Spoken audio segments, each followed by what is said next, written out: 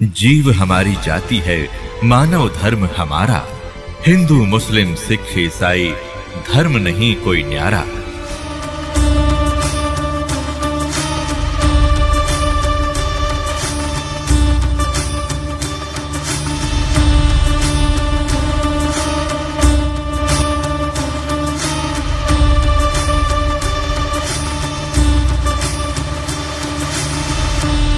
ये देखिएगा, ये पवित्र बाइबल है, संपूर्ण जीवन अध्ययन बाइबल। ये कहां से छपा ये देख लीजिएगा। ये देखिएगा, journal editor Donald C Stamps, associate editor ये Wesley Adams PhD, life publishers international.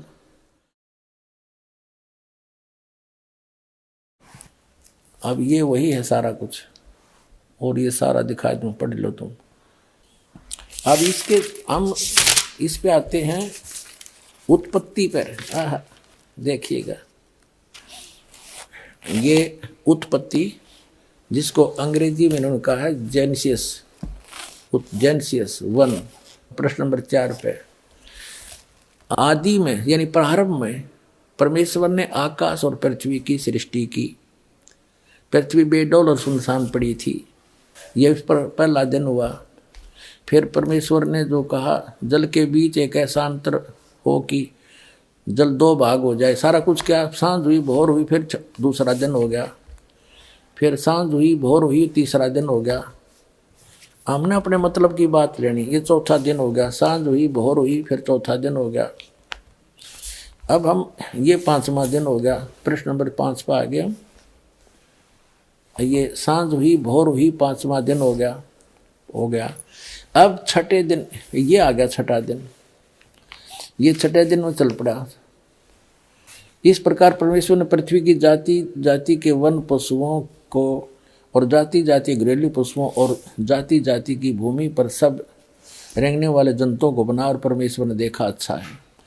फिर परमेश्वर ने कहा कि हम मनुष्य को, उन सब पशु पक्षियों को बना कर, फिर हम मनुष्य को अपने स्वरूप के अनुसार बनाएं, अपनी समानता में बनाएं, और वे समुद्र की मछलियों और आकाश के पक्षियों और घरेलू पशुओं और सारी पृथ्वी पर सब रेंगने वालों जंतुओं पर जो पृथ्वी पर रेंगते अधिकार रखें। इनका इनसे समझदार हो, जैसे भैंस, गाय, बैल, इनको हमने अपने काम के लिए प्रयोग कर लिया। इनको खाना नहीं, सताना नहीं।